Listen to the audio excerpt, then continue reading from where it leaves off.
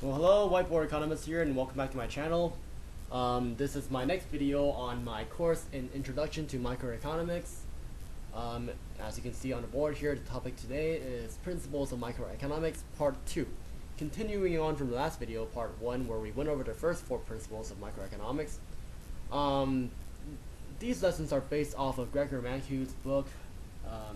If you have read it, you'll notice that there are actually 10 principles that he lists, but the last 3 principles are about macroeconomics, which is not microeconomics, and only the first 7 is actually about microeconomics. So if you actually are curious, I will go over the final 3 principles in my course on Introduction to Macro. So for today, since we're only doing micro, we'll only go over the first 7 principles.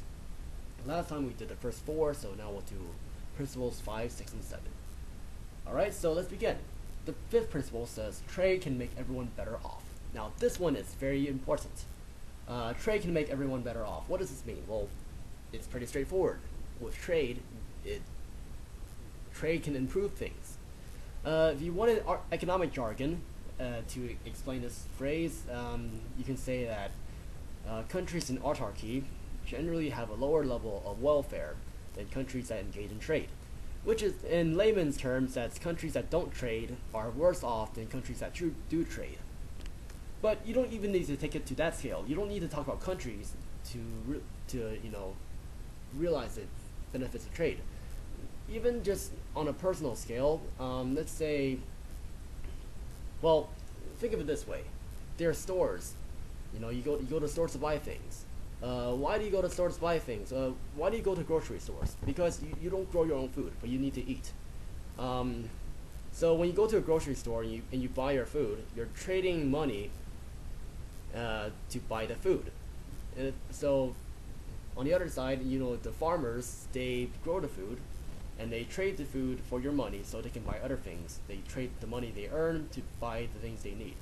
So by engaging in trading, you could effectively, you can trade for the things that you don't have, for the things that you already do have. Trade is good because it allows people to take advantage of to produce what they're good at producing. Say farmers can produce food, I guess. Well, whatever, teachers, they produce knowledge. Government workers, they produce bureaucracy. So they can produce what they are good at producing and trade for the things that are not good at producing. And therefore, with trade, you can take advantage of the differences on what they're good at.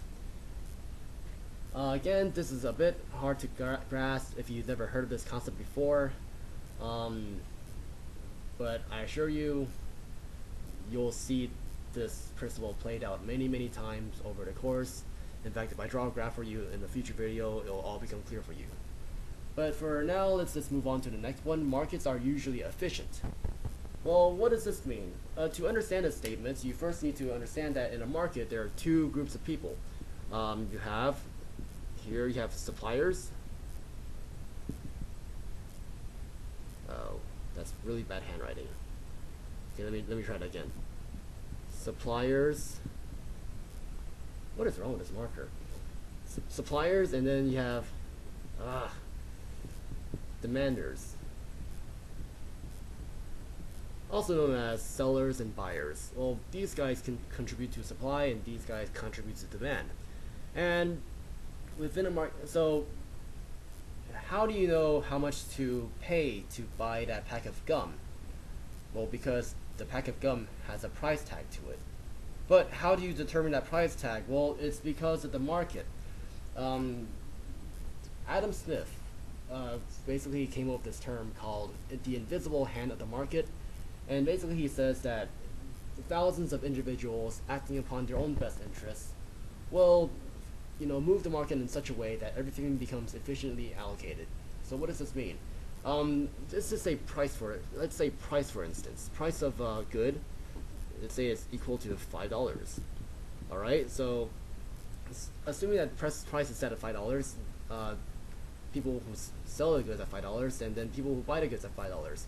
Let's say the price was too high. When the price is $5, say it's too high, and the sellers realize that no one demands it at $5, and so what happens? So they lower the price to $4, because for seller, they have incentive to do this because if no one buys their goods, the sellers don't make money. So they'll lower the price to $4, and maybe if they do that, the people who demand the good will go up. On the other hand, if the price is say $2, and then there will be plenty of people who want to buy this good at $2, but let's say for suppliers, no one wants to sell it at $2 because it costs them $3 to produce a good, and selling it at $2 will cause them to take a loss. So no one's going to supply the goods, so the supply goes way down, and demanders want to buy the good because they want this good, and since no one wants to sell it, they'll say, well, if no one wants to sell it, we'll take a higher price. We'll agree to pay $4 for it, and then once the price goes up to $4, maybe the suppliers will maybe people want to sell it, suppliers go up, then they're willing to sell, and demanders are willing to buy the goods. And thus, you have a case where it's efficient because now you have suppliers and demanders of the same good, and the market clears at a price that's fair for both sides. All right, so again, this might be a big concept for you to grasp immediately. Again, once I draw the graphs for it, it'll be a lot clearer for you. But let's just move on to the principle number 7, which is government intervention can be good. Government involvement in the market can be good. Well, you're probably asking, well, doesn't this go against what we just spent the last 5 minutes talking about? I just said markets are efficient because people act on their own interest. Now, why do we need government involvement? Well, the key word here is markets are usually efficient, and government intervention can be good. But clearly these are not absolute terms because markets are usually efficient, but that means there are times where markets are not efficient, and government intervention can be good, but there are times where government intervention is not good. So, but let's go over why government intervention can be good, because that's what the statement says. Alright, so to understand this, you need to understand this term called Pareto efficiency. It's called Pareto efficiency. Pareto efficiency is a state where you have two people, or two groups of people. Alright, so person A and person B. And if the market's in Pareto efficiency, the market usually brings the economy to Pareto efficiency. And Pareto efficiency says you can't make one person better off without making the other person worse off. Basically, you can't help person A without hurting person B. So what does this mean? Let's say person A has 50% of the wealth in the country. Well, this is obviously a very small country if there's only two people, but let's say person A has 50% of the wealth, person B has 50% of the wealth. This country is in Pareto efficiency because if you want to help person B, you need to take wealth away from person A. So by increasing the welfare of person B, you need to hurt person A because you need to take away his goods and transfer it to person B. Thus, the market is in Pareto efficiency. But now having equal income is a good thing in a country theoretically. But let's say you have a case where it's like, and of course this is possible in a market economy, where person A only has 1% of the wealth, and person B has let's say 99% of the wealth. All right, so this is also Pareto efficient because to help person A, you need to take wealth away from person B, but to take wealth away from person B, you're actually hurting person B because you're taking away his wealth. And this is already in Pareto efficiency, and the market could cause this to happen. But this is not, this probably is not the best for society, because what happens if you take a more extreme example? Let's say instead of having two people in the economy, you have person C and person D, person E, whatever, person E, and they all have 0% of the wealth, and then person A has 1% of the wealth, person B has 99% of the wealth, and in this market, clearly person E, C, D, and E will not enter the market because they have no money to buy goods with. This isn't Pareto efficiency, because you can't help these guys without hurting either of these two guys. But this is not the optimal case for the country, because half your people will not be buying goods, will not enter the market because they don't have money to buy goods with. So what can the government do? Well, the government can forcibly say, okay, person B, you need to, you know, give away some of your wealth.